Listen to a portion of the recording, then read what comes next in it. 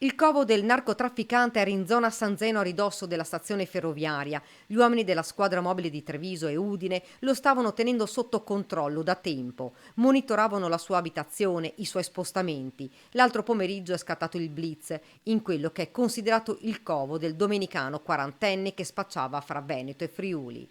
L'uomo era residente a Udine ma viveva di fatto in un appartamento preso in affitto nel capoluogo della Marca assieme ad una sua connazionale 45enne. Per smerciare la droga utilizzava due auto, una presa a noleggio, l'altra intestata ad una terza persona. Nel pomeriggio è arrivata nella casa di San Zeno una domenicana, una cugina proveniente da Barcellona. In mano la donna aveva un pacchetto contenente ben oltre 1 chilo di cocaina. I poliziotti hanno atteso il momento della consegna, poi sono intervenuti.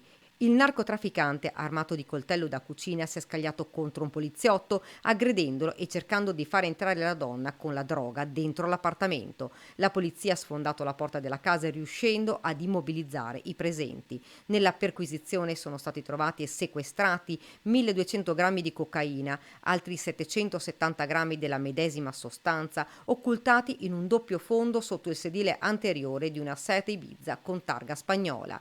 112 grammi di anfetamina nascosti nella casa e la somma di 1.575 euro in contanti provento dell'attività di spaccio. Per il narcotrafficante e la donna proveniente dalla Spagna è scattato l'arresto e sono stati portati nelle case circondariali di Treviso e Venezia, denunciata a piede libero la convivente del domenicano. L'uomo, oltre che per spaccio e possesso di droga, dovrà anche rispondere di resistenza pubblico ufficiale aggravata e porto abusivo dell'arma utilizzata per aggredire gli agenti.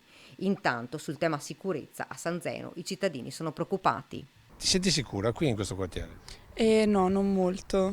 Diciamo che mi hanno rubato la bicicletta qualche giorno fa, quindi no, non mi sento molto sicura. Quindi di sera tu qui? No, non passo di qua. Mi faccio accompagnare in macchina di solito. Dal mio punto di vista mi sento sicuro, però non lo consiglio come quartiere, perché comunque è sempre stato un po' insomma, disagiato e anni fa sono verificati anche fatti poco piacevoli vicino a una stazione.